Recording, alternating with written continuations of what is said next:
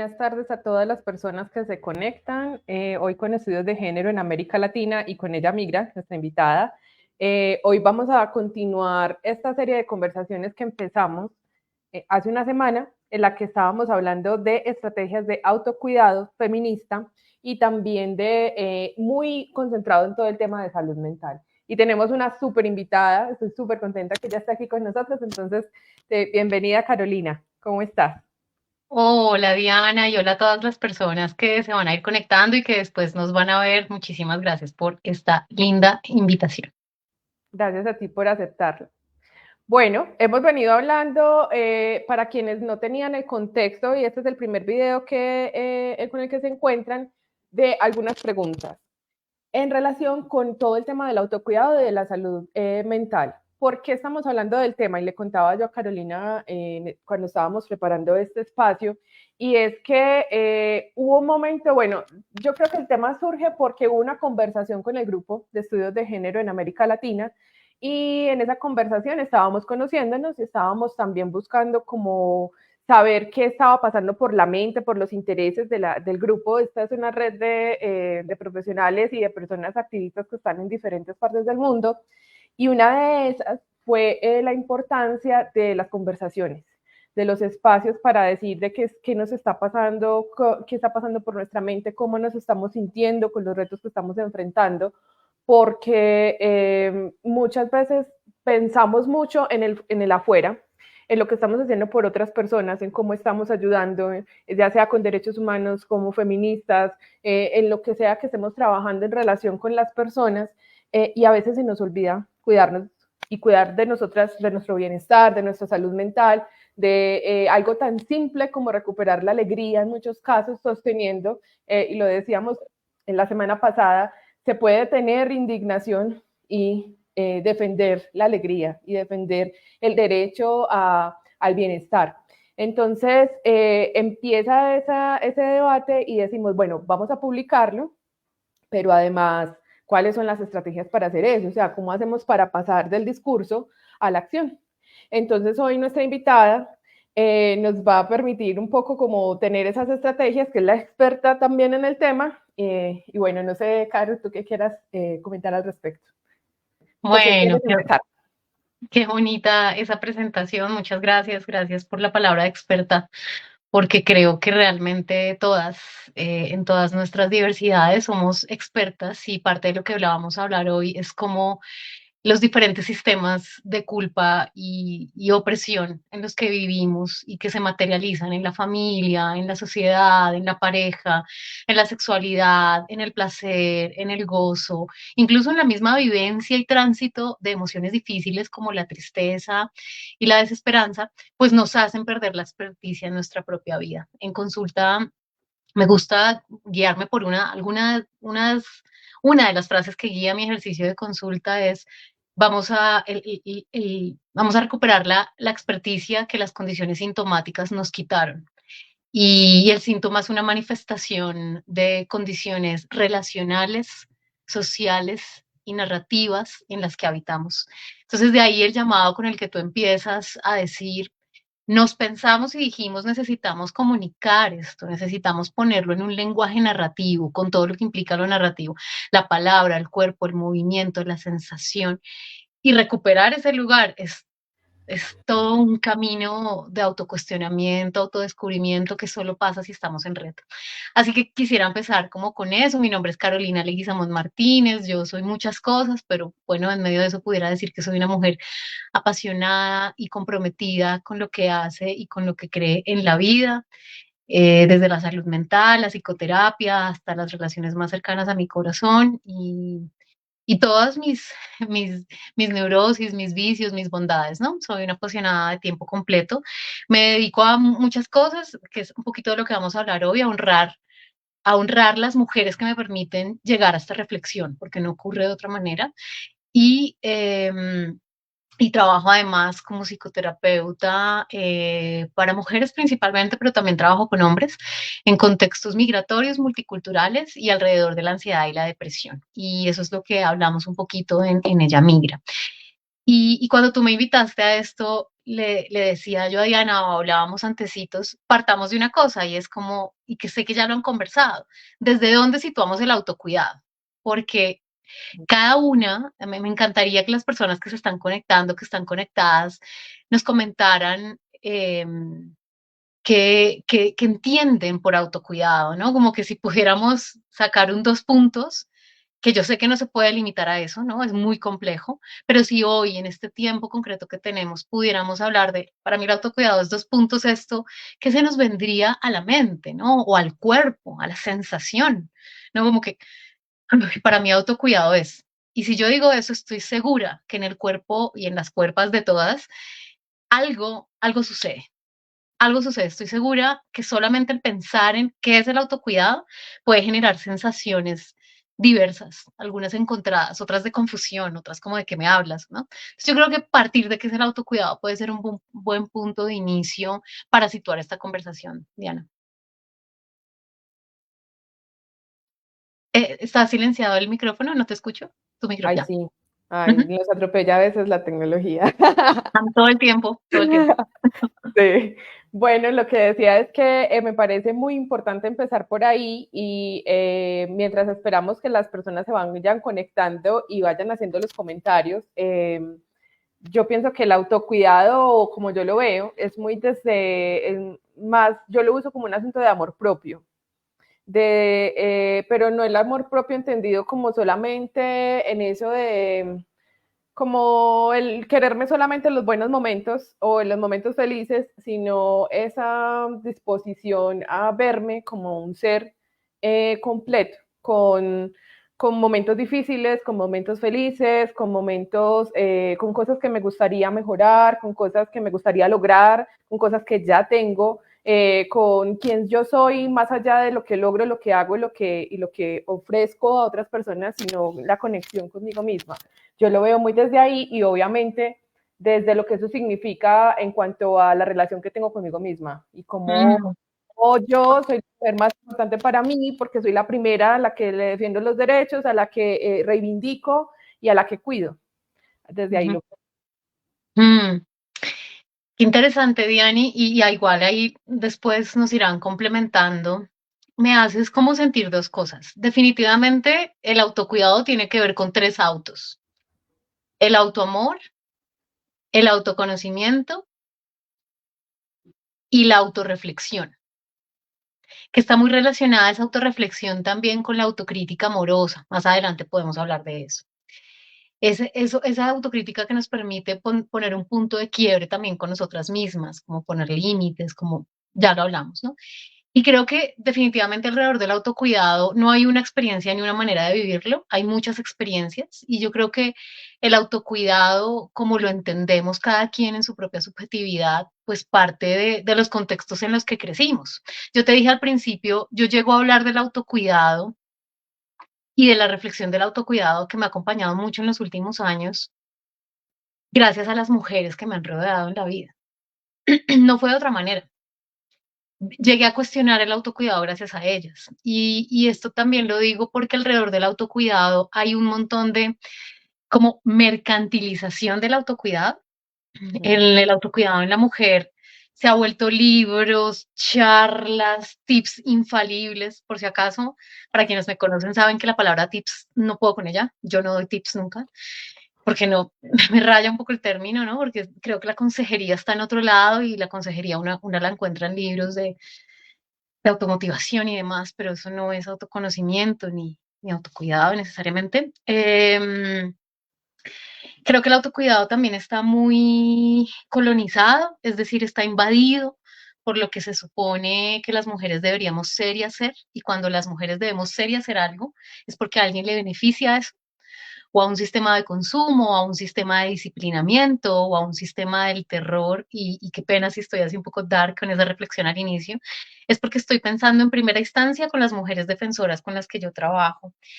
Y los últimos 3 años he estado trabajando mucho con defensoras latinoamericanas y hispanohablantes, con organizaciones como Civil Rights Defenders, como HealthNet TPO, y, y entonces definitivamente acercarnos al autocuidado como una práctica de construcción de nuestra identidad para defensa de nuestra vida, eh,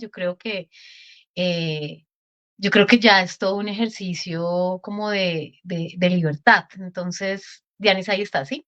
Sí. Que te me fuiste un momento. Entonces, siento que el autocuidado, para que partamos de un lugar, cuando pensemos en nuestro autocuidado, pensemos en primera instancia, ¿quién nos enseñó o en dónde aprendimos esas ideas de lo que creemos que es autocuidado?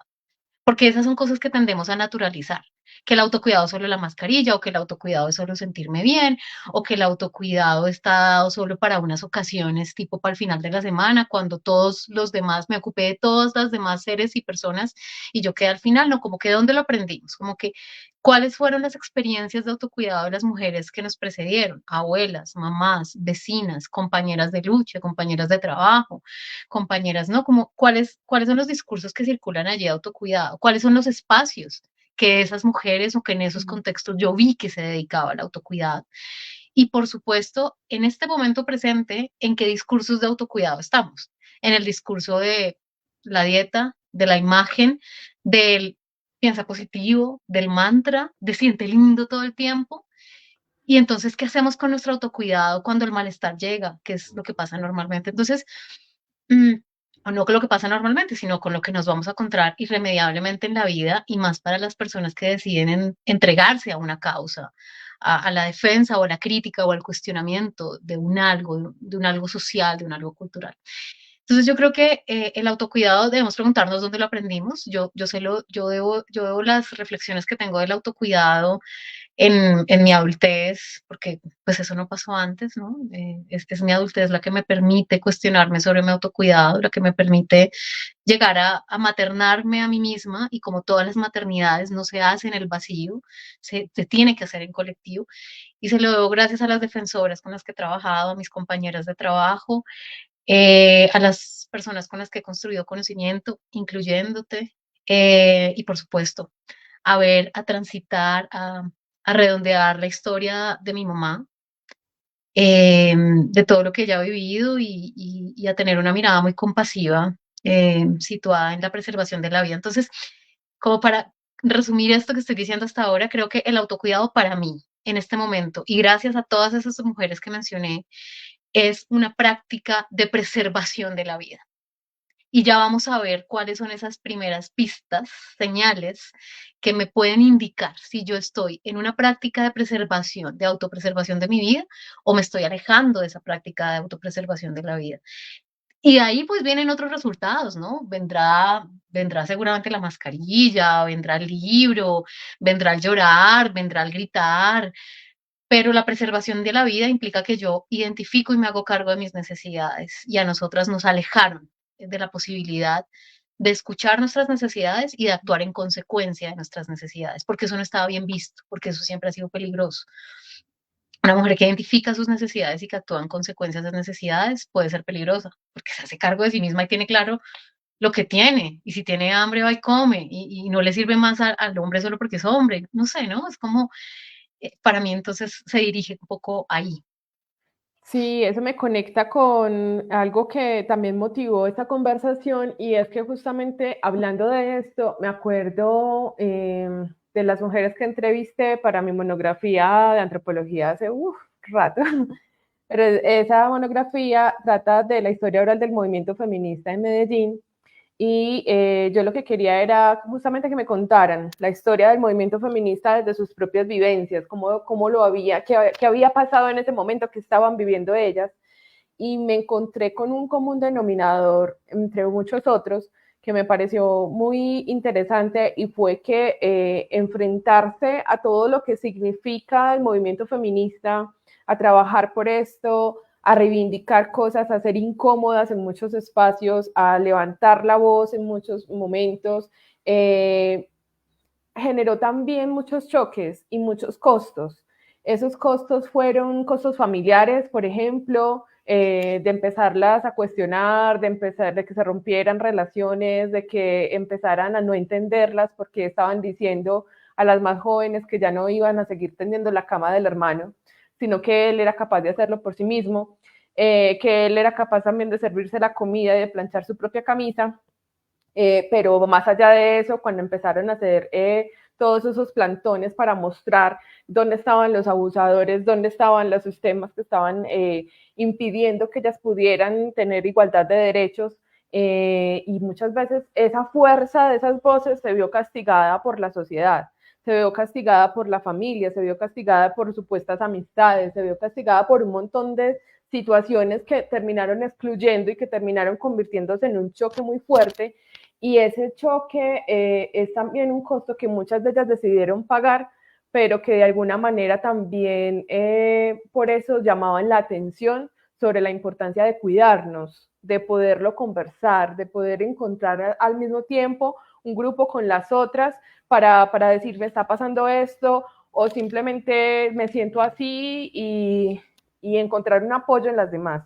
Y eso todavía pasa. Y eso justamente fue, en ese caso, lo que me pareció uno de los principales fuentes para el fortalecimiento del movimiento feminista, y por eso quiero destacar en este caso a quien sea que lo esté escuchando en el país en el que esté, la importancia de los grupos de autoconciencia, encontrarnos, comunicarnos, hacer amistades, estar entre nosotras y apoyarnos es fundamental para hacer esto.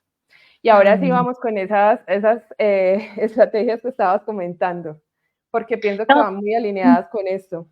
absolutamente, absolutamente. Yo creo que esa reflexión y esa experiencia, ese grupo de mujeres que traes acá es bien importante para seguir reivindicando que el autocuidado es una práctica para la preservación de la vida. El autocuidado no es una práctica para sentirnos necesariamente bien, porque ¿quiénes vamos a ser nosotras cuando no podemos mirarnos con amor? O sea, cuando es un día duro y un montón de cosas y la emoción está densa y yo no me puedo ver a mí misma desde, con otros ojos, no sé, ¿no?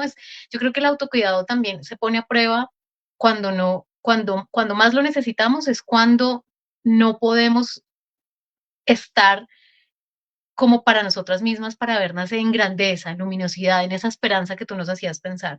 Creo que el autocuidado es cómo me cuido aún cuando no estoy en la capacidad de hacerlo. Por ejemplo, cuando tenemos crisis de ansiedad, crisis de depresión, eh, con todas las manifestaciones que eso puede tener, ¿cómo puedo llegar a cuidarme ahí en ese momento? Porque es ahí el autocuidado cuando lo necesitamos. Mira que paradójicamente una buena señal de autocuidado, paradójicamente, es cuando yo me estoy dando cuenta que no me estoy pudiendo cuidar. Es decir, porque ya hay no es natural que tú te des cuenta que no te estás pudiendo cuidar, que hay algo que necesitas pedir ayuda o que quieres ayuda aunque no sepas cómo pedirla, que te está doliendo algo, que tú dices, ay, pucha, debería de mirar más mi cuerpo, mirar más mis emociones, mi sistema digestivo, mi sistema endocrino, mirar más cómo está mi útero, cómo está mi ciclo, cómo está mi piel, cómo están, no sé, ¿no? Como que paradójicamente es si tú en este momento estás diciendo, yo creo que yo debería fortalecer mis prácticas de autocuidado, vas en la línea del autocuidado, porque es que el autocuidado se da cuando yo encuentro y veo el quiebre y no le huyo. No quiero taparlo rápidamente con la siguiente tarea, con la siguiente complacencia en la reunión del grupo o en mi familia, sino cuando lo veo. Entonces creo que eso es bien bonito y yo creo que ahora que introduces también este tema, ¿cuáles son esos, no siempre uso ese término, ¿no? Pero lo voy a poner entre comillas, ¿cuáles son esos síntomas que hacen que yo veo que mi autocuidado puede estar en quiebre? Pudiéramos empezar por algo muy general, tipo, ¿cuántas horas estás durmiendo? Eh, Créanme, no les suene raro esto. Eh, ¿Cómo está tu sistema digestivo? ¿Cuántas veces vas al baño y cómo? O sea, les puede sonar raro o ridículo, no sé, pero es el sistema digestivo te da una información sobre cómo puede estar incluso tu sistema emocional y un montón de bacterias que colaboran incluso también para tu ánimo. ¿Cómo está mi apetito? ¿Cómo está mi deseo y el placer en la vida? Y yo no estoy hablando del placer sexual o el placer con una misma y qué terrible, no. Digo, el placer de me puedo comer un helado y puedo sentir que el helado es rico, me puedo comer lo que ustedes coman, lo que sea, para la comida que sea, y pueden sentir ese placer, pueden decir eso que tú dijiste, recuperar la alegría, puedo identificar que hay un momento de alegría en mi día, en mi semana, cómo, eh, pues, cómo está mi respiración. me dan ganas o no me dan ganas de hablar con la gente. Entonces yo creo que esos son como los primeros síntomas, como los que puedo partir conmigo misma. Y es paradójico porque a las mujeres, bueno, a los seres humanos en general, pero a las mujeres principalmente nos desconectaron del cuerpo. En salud hay grandes brechas de inequidad en salud mental y en salud física, si es que pudiéramos hacer esa división, que ya no debería ser, pero hagámosla en este momento, en inequidad. Y si vemos, somos las mujeres quienes ranqueamos en grandes índices de depresión, de conducta suicida, de problemas hormonales, y todo eso se ha naturalizado, de problemas alrededor del periodo, y todo eso tiene que ver también con cuando nos desconectaron de escuchar nuestro propio cuerpo. Entonces, si tú estás presentando algo de esto que mencioné, temas de sueño, de digestión, temas endocrinos, estoy partiendo por el cuerpo, temas de la respiración, como es algo tan automático ni lo notamos, temas de ansiedad, temas de depresión, después uno siempre puede hablar más de eso, temas también en las relaciones, no sentirme escuchada, no sentirme contenida, nunca ubicarme en una relación, no sentir, no sobrecargas. Entonces yo creo que ya es un primer indicio. Voy a ir a un segundo indicio, Diani, que yo creo que es cuando nos comprometemos en una causa. Tipo, pertenecemos a un colectivo, las defensoras del medio ambiente, las defensoras, somos constructoras de paz y protegemos este territorio, esta comunidad, este grupo poblacional, esta vereda, este barrio, esta calle. Resulta que, como dijimos que al principio, que en el autocuidado hay muchos riesgos, porque a las mujeres nos dicen cómo es que debemos autocuidarnos. Mm. Y la gente y el sistema sabe más de cómo es que debemos autocuidarnos a veces que nosotras mismas o que nuestro grupo de mujeres. También la gente o los sistemas nos dicen, la lucha solo vale la pena si cuesta tu vida y si cuesta tu salud y si cuesta tu integridad física o emocional. Solo vale la pena si, solo vale la pena si llegas hasta la última consecuencia. Y pues noticia, cualquier sistema que diga eso quiere ver, que no quiere ver más ese cuerpo y ese movimiento de mujeres. Totalmente. Por A eso es nosotras es a las que más nos piden el sacrificio. claro. Entonces, primera cosa, mira, la primera señal, que ya se vuelve no solo individual, sino colectiva. Sacrifícate, sacrifícate, sacrifícate. Incluso entre nuestros propios movimientos, Sí, juzgamos a la que no está tan comprometida. Venga, pero usted no se quedó hasta las 3 de la mañana. Pero acá llegó, perdón, no quiero, de verdad que no quiero, o sea, quiero poner esta reflexión en cómo el sistema, incluso patriarcal, que quiere sí, verte, que quiere no verte, porque el fin último es la destrucción tuya, eh, se mete tanto en estas relaciones que entonces lo que vale la pena es que yo no duerma, que yo ponga mi cuerpo, que yo ponga mi vida y digo, nos tenemos que comprometer, pero el compromiso no es igual a que mi vida no vale. Por entonces, el primer lugar de autocuidado dijimos como elemento reflexivo, por supuesto no como verdad, cada una construye su verdad individual y colectiva, dijimos es preservación de la vida. Entonces, hay una primera cosa que se mueve en el afuera y dentro de algunos colectivos y es que si la lucha no le cuesta, si usted no se sacrifica, no vale, como que no es tan meritoria. Y claro, yo no estoy hablando del no compromiso, no estoy haciendo apología al no compromiso, pero no estoy haciendo apología, ojo a eso, al sacrificio que implica la eliminación de nosotras. Y la eliminación física, la muerte, sí. porque pasa en nuestros movimientos, hasta la eliminación de la compañera que la derrumbó una depresión, la derrumbó una ansiedad, la derrumbó sola. Entonces yo creo que eso es como lo primero. Un segundo síntoma, creo que psicosocial, por llamarlo síntoma, recuerden entre comillas, es nunca nada lo que haces es suficiente. Nunca nada. Y como nuestras luchas son tan fuertes porque las transformaciones políticas y sociales son cosas generacionales que tardan tiempo, entonces nunca nada es suficiente. Y está y no, entonces nos aprendemos a relacionar de manera constante con la frustración. No eres suficientemente buena, suficientemente inteligente, suficientemente, voy a utilizar otros estereotipos muy fancies, pero bueno, bonita, suficientemente extrovertida, suficientemente clara, suficientemente informada, suficientemente apasionada, suficiente, ay, no, que, y en la casa ni se diga, pues no eres suficiente. ¿Qué pasa que no? ¿Cómo así que no puedes trabajar y cuidar a tus hijos? ¿Cómo así que no puedes trabajar, estudiar y cuidar a tus hijos o hijas o hijas? ¿Cómo así que no puedes en la pareja? Ay, bueno, pero si estás allá y entonces no vienes, no sacas tiempo para mí. O sea, la suficiencia, nunca nada suficiente. Sí. Y yo no digo ahora entonces que nos conformemos con cualquier cosa, pero digo, o sea, tenemos que reconciliarnos que con nuestra condición humana es impermanente y siempre, no es, a ver, digamos que no es suficiente siempre. Siempre está llamada al cambio, a la creatividad. Yo creo que reconciliarnos con lo que podemos hacer, con las herramientas que podemos hacer, es una buena fórmula. Por ejemplo, yo, y le pasará a muchas de las mujeres que nos escuchan y seguramente, o personas, y seguramente a ti, Diana, o sea, yo, hay momentos en los que me castigo por cosas que elegí hace 20 años en mi vida, y pero cómo fui de tonta, de bruta, de todo, pero cómo me veían. Pero a ver, otra vez, autocompasión es importante y es, yo hago lo que puedo con los recursos que tengo, y eso también puede ser transformador, porque creo que honrar nuestra vida biológica, social y colectiva también es importante. Entonces, creo que eso. Y la última, síntoma psicosocial, antes de ir como a las prácticas que nos ayudan, creo que es la culpa. La culpa como un sistema de control.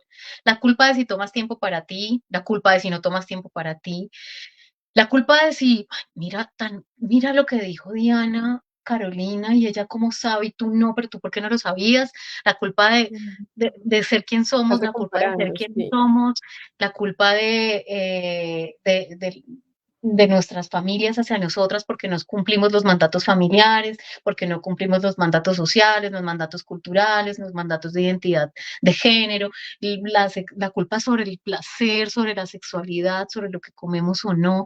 Estos son tres síntomas grandísimos. Entonces, esta idea de que si no cuesta, no vale. Si no, madre, si usted no se sacrifica duro, duro, duro, no vale. Duro, pero incluso que nos cuesta la vida, ojo con eso, porque nos cuesta la vida, porque nos sigue costando la vida y en muchos lugares del mundo. En nuestras familias, tendríamos que hablar de feminicidio, violencia intrafamiliar, violencia vicaria, etcétera. Lo segundo es nunca eres suficiente, esto, si tú te topas con eso. Y lo tercero es la culpa como un sistema de control. Al principio citamos síntomas un poco más físicos y ahora síntomas más sociales que tienen que ver con nuestro autocuidado. Mm. Eso es tan transversal en todo el tema de las mujeres en especial, en lo que estamos hablando desde el movimiento feminista, porque es que es justamente esos ejes transversales de la culpa, de no ser suficiente, del estarse comparando, sobre los cuales ha basado tanta violencia y tanto control de las mujeres. O sea, ahí estoy recordando una de las frases que hemos publicado en la página, en ese momento no la recuerdo exactamente, pero habla de eso, habla de cómo la culpa se convierte en una forma de manipularnos para que nunca estemos satisfechas con nosotras mismas y para que siempre estemos buscando como una forma, una yo ideal que está en el futuro y que no merece ser aceptada como es, ser vista como es, ser querida como es, sin estarse comparando y sin estarse considerando insuficiente. Y es que una cosa es, y lo que tú decías, una cosa es soñar y no conformarse, y otra es saber que independiente de cuáles sean mis sueños o mis metas, yo ya soy suficiente y ya merezco ese amor, ese cuidado, ese autorreconocimiento, que no es porque yo sea la más inteligente o porque yo tenga esto o aquello, sino por quien yo soy como ser humano, como persona, como ser, como mujer. Y eso a veces se nos olvida tanto. Es que es Es difícil. impresionante. Es una reflexión diaria, Dani, y ahí viene, digamos, frente a esos síntomas, ahí viene como otro, y es qué podemos hacer, ¿no? ¿Qué podemos hacer? Y yo creo que tú tocas un tema muy importante y es una cosa cotidiana, no es una cosa que yo ya sé. El autocuidado yo ya no lo sé, el amor propio yo ya no lo sé, el, la autorreflexividad yo ya no la sé, es una cosa diaria, del caminar diario, del sentir, pensar diario, porque eso no se piensa solamente, no se siente solamente, se siente, se piensa. ¿Con qué? Con el cuerpo físico, con el cuerpo espiritual, con el cuerpo emocional, con el cuerpo eh, trascendental, con el cuerpo colectivo, con el cuerpo territorio, para quienes sabes, también abogamos mucho por causas medioambientales o quienes entendemos que el cuerpo también es una extensión del territorio y el territorio geográfico, quiero decir, es nuestro cuerpo también. Entonces, y en esto tú dices, es que no, a ver, yo creo que una primera cosa que podemos como repetirnos es no puedo, no puedo todo sola, no quiero todo sola, no es sano todo sola. Y no tengo que saber esto, no tengo que verme de esta manera, no tengo que ser el comentario de esta manera, no tengo que habitar de esta manera, no lo sé. Y Sí, no tengo por qué saberlo. Y yo creo que esas cosas solo se logran en la cotidianidad reflexiva. Entonces importa mucho con quién nos relacionamos, ahí es donde viene el potencial del colectivo. Bueno, también hay que decir que no porque sean grupos de mujeres, todos los grupos de mujeres nos aportan. Y discúlpenme, no quiero tocar aquí un tema difícil, pero yo trabajo con mujeres de muchas nacionalidades y trabajo con mujeres de Europa, trabajo con mujeres de América y estamos haciendo un intercambio muy bonito entre mujeres de Sudán del Sur y Colombia no, no basta, ¿no? No, no basta con que nos unamos como mujeres. Necesitamos maternarnos entre nosotras. Necesitamos, ay, discúlpame, te lo debo, y a todas se los debo, seguramente ustedes saben, hay una autora brasilera que habla de un concepto muy lindo que se llama doloridad, doloridad, no solamente sororidad. Entonces tenemos que dolorizarnos entre nosotras, no para que el dolor se haga más grande, ¿no? Y como que se piensa que si yo nombro un dolor y me enfoco en él se vuelve más grande, ¿no? No, lo que no nombramos se hace más grande, irremediablemente. Entonces, yo creo que hay que cuestionarnos todos los días, hay que querernos todos los días, hay que hablar de el amor romántico, cómo nos destruye, hay que hablar de los estereotipos, creo decir, del amor romántico, hay que hablar de los sistemas estereotipados de género en los que vivimos y eso cómo nos hace daño, hay que hablar de cuáles son las prácticas culturales de las que venimos y naturalizamos, hay que hablar, Dianis, de una cosa que yo sé que es muy compleja, pero como aún cuando seamos súper feministas, súper críticas, a veces las lógicas del poder patriarcal y capitalista nos invaden y dentro de nuestros propios sistemas de decisión en los grupos es difícil circular el poder. Por ejemplo, hay que hablar de la envidia, hay que hablar del malestar, hay que volver de la manera, ojo, por favor, más cuidadosa, lo privado a lo público, porque el dolor privado es público.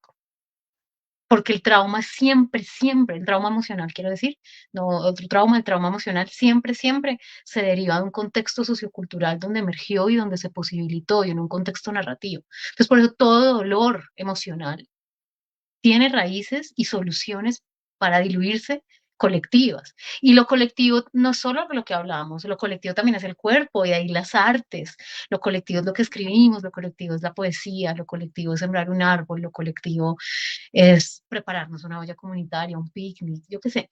Entonces lo que quiero decir es juntarnos, tú lo dijiste, y tiene que ser juntarnos. Hay gente que dice, me junto primero con una psicóloga, por favor, maravilloso. Me junto con mi grupo de amigas, me junto con, o me desjunto. Yo no sé si esa palabra existe, pero creo que también lo dijiste en algún momento, o yo me alejo, ¿no? No pasa que nos alejamos, y eso hace parte. Y yo creo que otra cosa que dijiste que me parece muy valiosa, que es importante retomar como una práctica de autocuidado, nuevamente, es la autocompasión. Y la autocompasión es yo me hago cargo de mi dolor. Y me hago cargo de mi dolor, es yo lo cuido como un lugar sagrado. No para que, porque es que cuando yo me hago cargo de mi dolor, que no nos asuste, ¿no? De mi dolor físico, emocional, de ese dolor que no puedo nombrar, de ese dolor que es ambiguo, o de ese dolor que se llama tristeza, o que tiene el nombre de una persona, o de un evento traumático en mi vida, o de, yo qué sé, ¿no?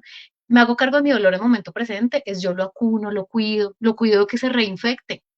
Y eso implica alejarme de personas, eso implica decir no puedo sola. ¿Y qué pasa, Carolina, si no me puedo alejar del sistema porque estoy inmersa en una situación violenta o en una situación opresora? Busco lugares para liderarlo. Cada vez más lo hay, como la red que tú tienes. Entonces, creo que cuidar nuestro dolor como algo sagrado también es algo reivindicativo del autocuidado, porque entonces nos dijeron que, "Ay, ya, piensa lindo, supéralo, sí. déjalo ir, es que no vas a evolucionar, es que ya, como que es suficiente". Y pero si se Qué murió, positiva. se positiva, o si se murió, se acabó la relación hace 10 años, no merece que le llores, o no merece, por decir O cosas triviales, concéntrate en que te enseño y ya, y deja de ya, quejarte, y etcétera, y etcétera. saca la lección. Ay, no, mira, Sí, no, de todos los dolores no tenemos que sacar lección. Con que lo sobrevivas y sé que ya lo han leído en otras partes, es suficiente, ¿no? sí, Entonces, por favor, yo creo que no tengo que, tengo que hacerme cargo de mi dolor, porque otra vez, nuevamente, la mujer adulta yo creo que sí tiene una invitación, y discúlpenme, pero a veces casi el mandato de hacerse cargo de su dolor, porque la mujer niña no pudo. La mujer adolescente tampoco lo puede. Por eso apoyar a nuestras mujeres jóvenes, pequeñas, es tan lindo. Los trabajos con mujeres niñas alrededor de la salud menstrual, alrededor de las emociones, alrededor de la prevención de violencias basadas en género es tan lindo y tan reivindicativo. Ojalá todas hubiéramos tenido una mujer adulta como nosotras, todas las que estamos en esta conversación y las que vamos a ver qué se está pensando esto. No que lo tenemos resuelto, mujeres, por favor, otra vez acordémonos el mandato de ya no te gustó, no, pero que nos lo estamos pensando, uff, mi vida hubiera sido distinta, seguro yo no hubiera estado expuesta a situaciones difíciles de violencia en las que estuve yo, por ejemplo, y ni qué decir, a todas las mujeres con las que trabajo y a las defensoras. Uy, sí. Ay, yo pienso que en ese caso, ¿cuántas de nuestras madres, abuelas hubieran tenido historias tan diferentes, incluso nosotras mismas, si hubiéramos tenido la oportunidad de tener este tipo de reflexiones cuando antes de que pasaran tantas cosas y que ellas muchas veces no supieran cómo sanarlas, cómo trabajarlas, cómo escucharse, cómo asumir que sí pasaron y nombrarlas desde algo tan simple como incluso nombrarlas y nombrárselas para ellas mismas. Muchas veces ni siquiera tiene que ver con nombrarlo para otras personas, sino reconocer que sí me pasó y que esto también hace parte de lo que ha sido mi historia, pero y también es algo que me parece muy bello, un llamado que una vez escuché y es, sí te pasó, pero el punto aquí no es como que te concentres en tu maestro, que eso también es otra de las discursos que son como que, sino en que tú lo sobreviviste, en que tú tuviste la fortaleza, en que tuviste la resiliencia, en que tuviste el coraje de llegar hasta acá, de superar eso que estás viviendo. Entonces se trata de ti, no de las otras personas ni de que también lo tengas que tomar el abuso y lo malo que te hicieron o que te pasó. Horrible, horrible. Yo creo que esa es una práctica revictimizadora y muy violenta, ¿no? Gracias a este evento fue que, no, pues gracias al evento no, porque el evento es una sucesión de cosas, de abuso, de amenaza, de vulnerabilidad, de inseguridad, de violencia, ¿no? Es mi proceso. Sí, Y qué pena, pero yo lo hubiera podido aprender de otra manera. O sea, sí, yo no fui fuerte totalmente. a propósito del evento. O sea, gracias, señores, señoras, por Sí, favor. sí. Es por mí. Y yo creo que, pero esa reflexión solo pasa también a través del colectivo. Y otra vez, no cualquier colectivo. Yo les digo a mis consultantes cuando llegan a consulta, mira, las relaciones del grupo de amigas, del grupo de lectura, del grupo de reflexión, la relación terapéutica es una relación humana. Por tanto, puede ser que no, de pronto no tengamos la chispa y esa conexión de entrada. No importa, siempre les digo, si tú te quieres quedar una sesión más maravilloso, pero si llegaste acá, es porque estás buscando cuidar tu dolor. No te rindas. Búscalo. Búscalo en manos, en seres, en almas que se trabajen, en seres que compartan la ternura en la vida. Mira que hablando de esas cápsulas, tú dijiste la alegría. Es como una capsulita, si no se podía tomar la alegría en la vida. Yo creo que algo muy reivindicativo y muy lindo es la ternura. Y uno se puede acercar con la misma ternura al dolor humano como a la belleza humana, a la crueldad humana como a la esperanza humana. Y la ternura está materializada de tantas maneras, está materializada en la bondad de regar una planta, de sembrar una planta, de tomarme una infusión de lavanda, de hierbabuena, de apio. En la ternura está en escribirnos una nota, en mirarnos al espejo y decir, pucha, hoy me cuesta la vida, me cuesta la vida, pero aquí estoy. Y me acojo en mi llanto, ¿no? Como la ternura de abrazarnos. Yo, por ejemplo, a mí me cuesta hablar, paradójicamente, no crean. Me cuesta hablar de mí mucho. No de esto que puedo reflexionar en voz alta, sino como de mí. Pero cuando la gente me conoce, sabe que tal vez el hecho de que solo estén ahí y yo ponerme en el hombro es suficiente. Qué ternura no invadir a la otra con cuéntame, dime, yo te aconsejo, ya déjalo, no, estoy. Qué ternura no pisar una planta, sino pasar por el ladito. Qué ternura leer un libro, qué ternura escribirnos una carta, qué ternura y qué valor implica pensarnos el pasado, no para reinfectarlo y circular morbosamente en él, sino para decir, pero yo, Yo merezco otra cosa que cargar con la culpa y con la miércoles que un evento de violencia sexual, por ejemplo, me botó. Y cito ese tema muy fuerte, Diana, es porque cada vez encuentro hombres y mujeres, pero sobre todo mujeres, tengo que decirlo, con eventos de violencia sexual en su vida, en su infancia. Y una carga con eso, y el cuerpo carga con eso toda la vida. Yo digo, pero estamos de acuerdo, no se trata de ir a reinfectar la herida, sino de cómo cuido mi dolor nuevamente. Y cuidar mi dolor implica, me doy una ducha, me como este huevo, el desayuno que me lo como en 30 segundos, hoy me lo va a comer en 60 y mañana en 2 minutos. Y Diana, yo nunca tengo tiempo de hablar contigo, venga, no, vamos a sacarle tiempo. Y y duermo y lloro y le pongo, pinto la pared como se me da la gana y me pinto como se le da la gana y renuncié a pintarme el pelo, yo no, o sea, o cualquier estereotipo que ustedes persigan o como lo que sea, y renuncié a estas cuentas tóxicas, no sé, como la ternura en la vida puede verse Mm. manifestada de muchas maneras.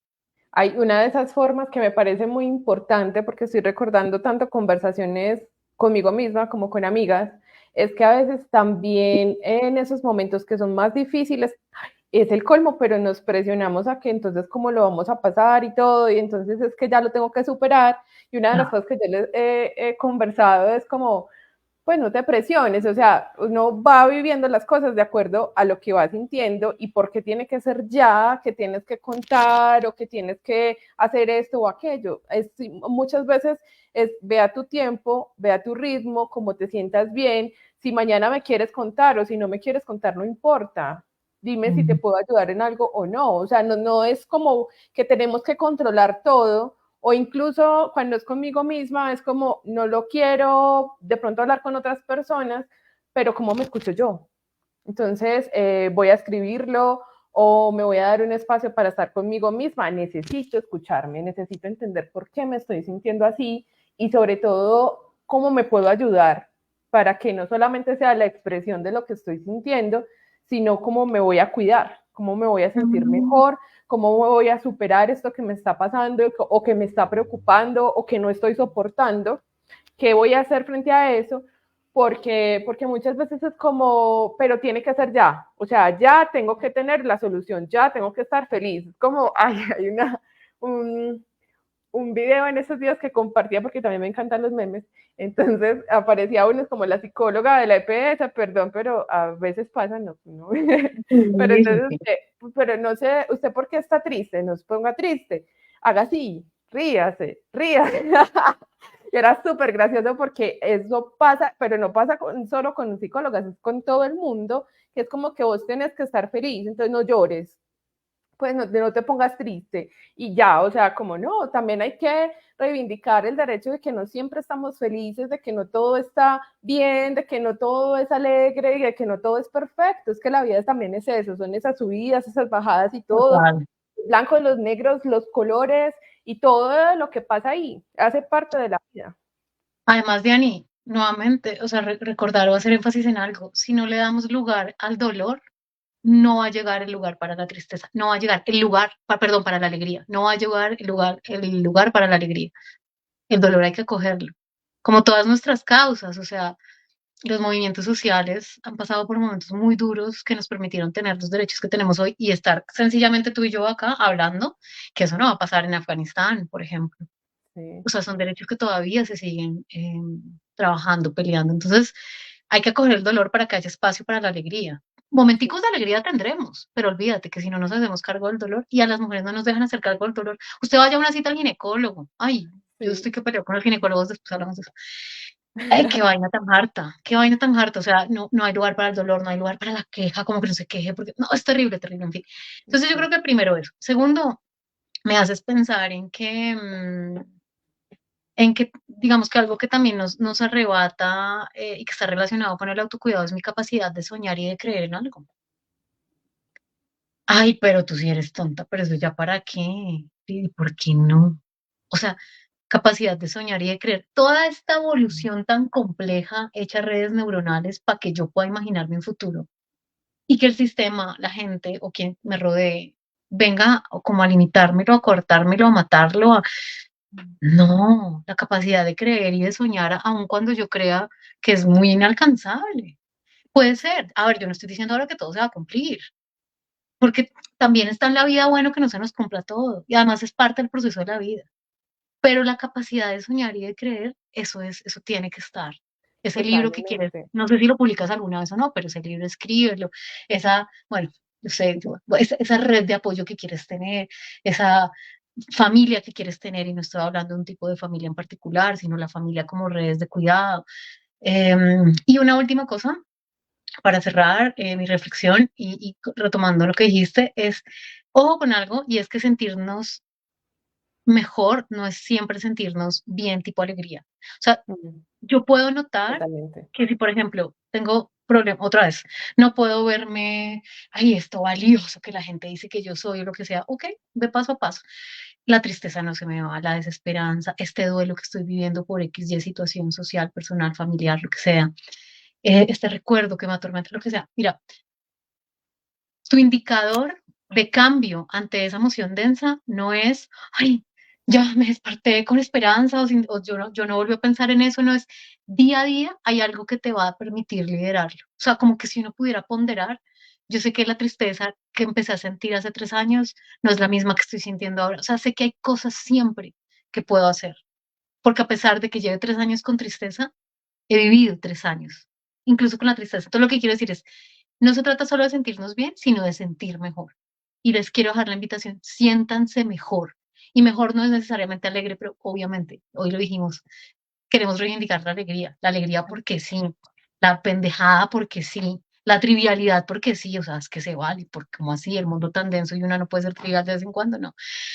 Pero sí, como que sintámonos mejor, de pronto eso no siempre se va a ver con que nos sintamos alegres, esperanzadas, pero la gestión emocional es igual a sentirse mejor y eso es algo que milimétricamente lo vamos haciendo.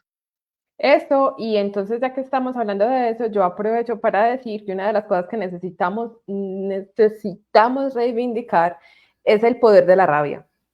Yo pienso Mm, que es súper importante porque, y también lo he descubierto como, no solamente en otras, lo he descubierto también en mí, que muchas veces claro. soy como que me da rabia, pero como que me acuerdo que hay un montón de mandatos sociales con respecto a cómo yo debería sentir y expresar y gestionar mi rabia. Y si bien obviamente estamos hablando también del respeto de las otras personas y la empatía y la forma de comunicar las cosas también teniendo en cuenta eso, a veces también reivindicar la rabia es entender que no hay que negarla, que es algo poderoso y que en medio de su poder está todo el tema de poder transformar cosas, de poder poner fin a cosas que no están funcionando y gracias a la rabia tenemos derechos. Gracias a la rabia tenemos una historia que nos ha permitido a personas que en el pasado ni siquiera hubiéramos podido estar aquí conversando, lo estamos Por haciendo. ejemplo, sí. Entonces, es súper importante. Y eso es muy bonito porque la rabia ha sido una de esas emociones que se ha dicho que es mala y es porque básicamente la rabia se ha masculinizado. Y cuando la rabia se masculiniza, y no estoy hablando de hombres o mujeres, estoy hablando de un sistema patriarcal, un sistema de creencias, de un sistema violento, guerrerista, entonces se dice que cuando tenemos rabia, pues nosotras pues el que tiene rabia destruye, mata y quema, porque efectivamente a través de la rabia se excusan incluso las actuales guerras innombrables, descaradas, que pasan ante nuestros ojos en este momento de la existencia de la humanidad. Y entonces ese es el tema, ¿no? Y la compasión me permite identificar lo que necesito. Acordémonos, autocuidado igual preservación de la vida. Y preservación de la vida es atender mis necesidades. Tengo que comer, tengo que dormir, tengo que respirar, tengo que dejar hablar de este tema, compañeras, las amo, pero necesito por salud mental dejar hoy hablar de este tema. O tengo que, ¿no? Atender mis necesidades y actuar en consecuencia. Eso solo pasa en colectivo.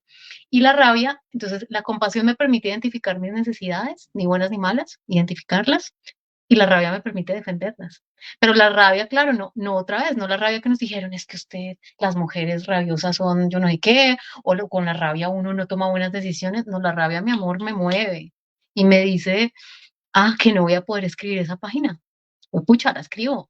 Que no voy a poder, eh, no sé, la rabia. Yo tengo un ejemplo y quien tengo que honrarla y mi mamá sale como a los 10 años de su casa en condiciones muy difíciles y la rabia de vivir y crecer siempre en contextos tan opresivos y tan difíciles le permitió cortar nuestra historia familiar y nos permitió a mis hermanos y a mí estudiar, viajar, vivir en otros lugares, gracias a ella y a su rabia.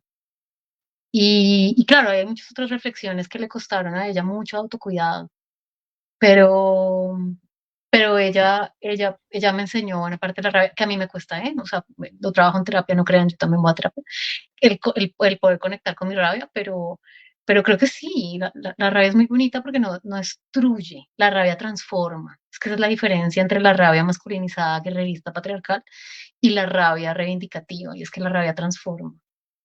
Sí, por ejemplo, esa que estás diciendo de a que no soy capaz y a que sí, a mí me pasó cuando tenía como 14 años, empecé a escribir un libro sobre la historia de mi barrio y había personas que me decían como, ay, pobre tan tiernita la niña, pues no va a escribir ningún libro, deje de hablar bobadas.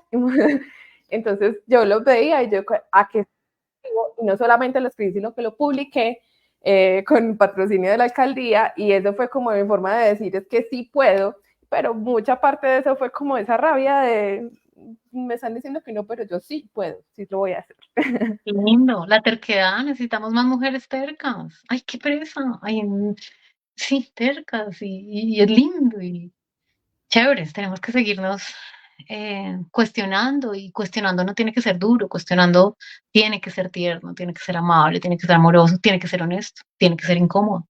Ay, Pero sí. ningún proceso de aprendizaje y autoaprendizaje pasa si no nos incomodamos y mucho más en los movimientos sociales. Así que Ay, sí, toda mi solidaridad. Ujú. ya que estás hablando de eso, perdón, que tocaste ahí como un punto súper sensible para mí, que yo sí lo quiero traer acá y ojalá me escuche todo el mundo, porque a mí sí me parece tan importante que en medio de esos disentimientos que tenemos, de no estar de acuerdo siempre, nos podamos respetar, no generar en la otra que porque piensa diferente un montón de calificativos de que si eres, que no eres, sacar feministómetros, acusar, Ah, sí, separar, por favor, eso, decir es que tú eres esto, que tú eres aquello. Ay, no, por favor, no sigamos por favor. replicando ese tipo de comportamientos tan patriarcales. Las otras no tienen que pensar como yo para valer. Y qué tan bueno que pudiéramos escucharnos y que pudiéramos tener conversaciones sanas. Y las conversaciones sanas no siempre van a ser, ay, sí, estoy de acuerdo, sí, todo es muy bonito. No, es poder decir las cosas como las pensamos, poder crear espacios seguros para esas conversaciones y no por eso destruir a la otra, sino buscar cómo nos entendemos, cómo nos escuchamos y cómo podemos de pronto construir cosas en conjunto sin tener que borrarnos o tener que asumir las cosas como si fueran una, no sé, un dogma, una iglesia, algo que tienes que seguir y ya. O sea, perdón, me emocioné, pero me parece No, tan no, importante. no, y es absolutamente, es esta autocompasión. Y yo siento que la autocompasión se vuelve compasión colectiva cuando logramos, otra vez, es que no tengo que saberlo todo, no quiero saberlo todo, no es sano hacerlo sola y adicionalmente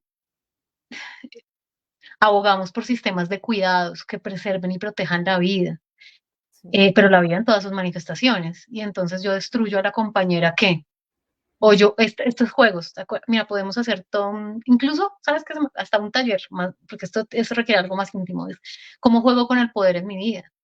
Y el poder de los dogmas es también el poder patriarcal, tipo, yo tengo la Sí. última palabra. Y en esto más es pensar, trabajamos también con ¿Quién tiene la comunidades razón? indígenas, trabajamos con comunidades indígenas y tan diferente que es para ellas, por ejemplo, cuando abordamos con ellas violencias basadas en género, una de esas comunidades me dijo, venga, no, hablemos violencia contra la mujer, hablemos de, bueno, ahí hay unas complejidades. Lo que quiero decir es, no podemos estratificar el dolor humano, no podemos jerarquizarlo, porque es el mismo.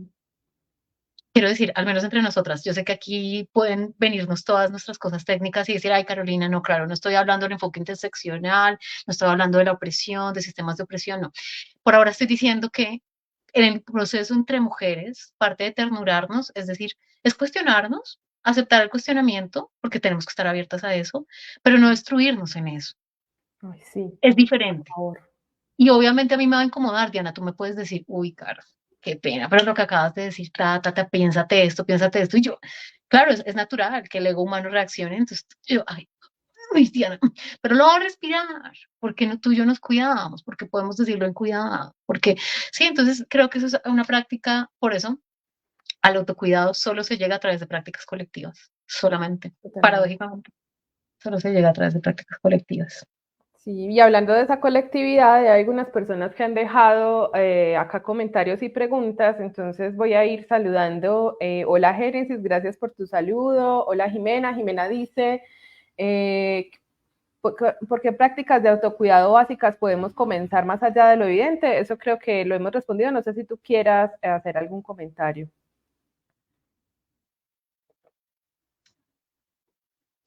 Miren, yo trabajo desde la perspectiva somática en terapia y yo creo que les voy a decir algo que estoy segura que muchas tenemos pendientes.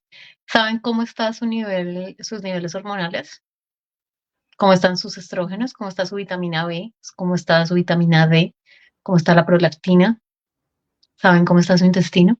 Y entonces ella me va a decir, ay Carolina, pero te dije prácticas sencillas más allá de lo evidente. Créanme que eso no es evidente. Mm. Porque eso es autoconocimiento. Y si yo me voy pillando cómo está eso, yo te diría eso. Obviamente después de eso viene que el dormir, el tomar agua. Las prácticas alimentarias son culturales, así que yo no voy a entrar en esos discursos de, ay, come más vegetales, come menos azúcar. No. Pero mira, para mí es muy importante eso, reapropiarnos de nuestro sistema digestivo, nuestro sistema endocrino y nuestro útero. Uf. Bueno, para el caso de cuerpos biológicamente, digamos, asociados a esto. Pero igual, independientemente de esto, como nuestros sistemas físicos, yo diría que eso y comenzar alguna práctica terapéutica es importante. Obviamente, la verdad, siempre voy a abogar por la psicoterapia, pero también sé que hay un montón de terapeutas, psicoterapeutas por ahí muy cuestionables, pero cualquier terapia, mira, el yoga, la meditación, miren, empezamos con algo así. Eso es algo bien importante. Sí, eso, y yo también pienso que pues no sé si se puede, yo lo nombro autocuidado, y es que una de las cosas que yo sí hago y que le he puesto un poco de énfasis en mi vida en los últimos años es analizar qué tipo de relaciones tengo y esas relaciones qué papeles juegan en mi vida.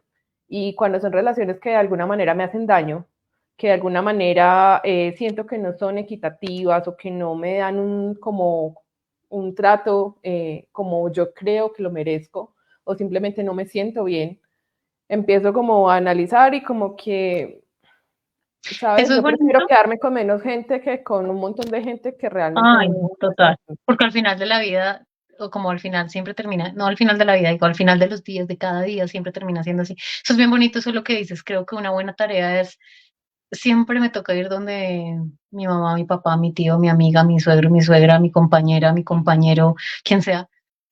Veo y voy a decir que no.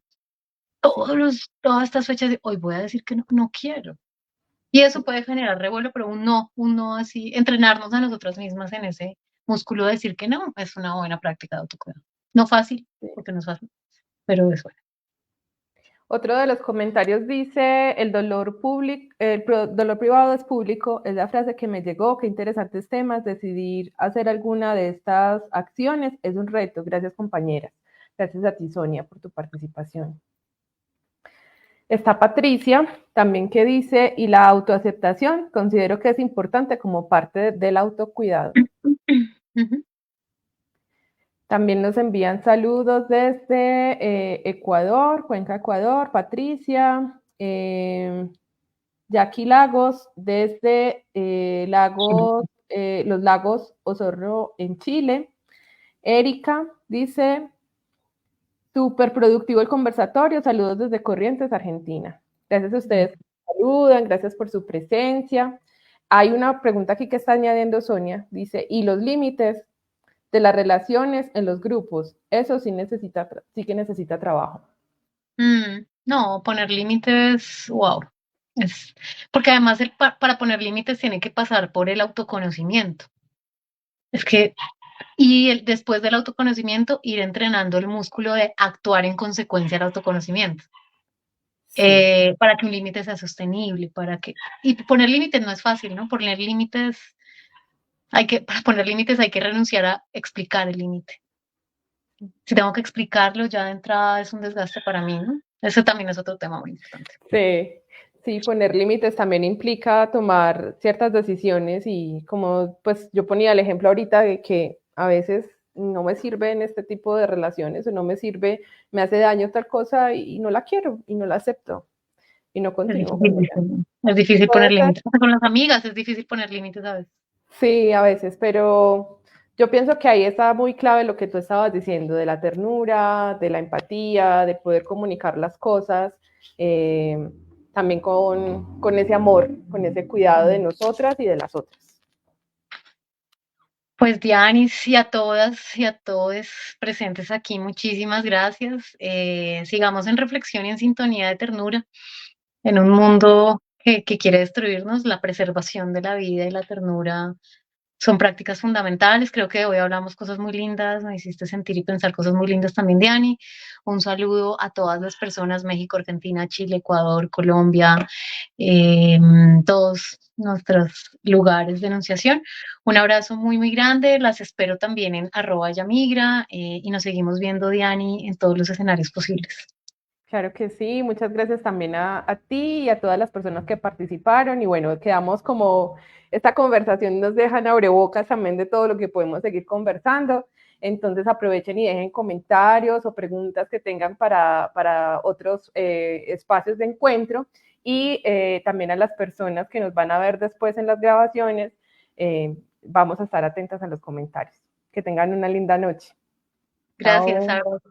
Chao.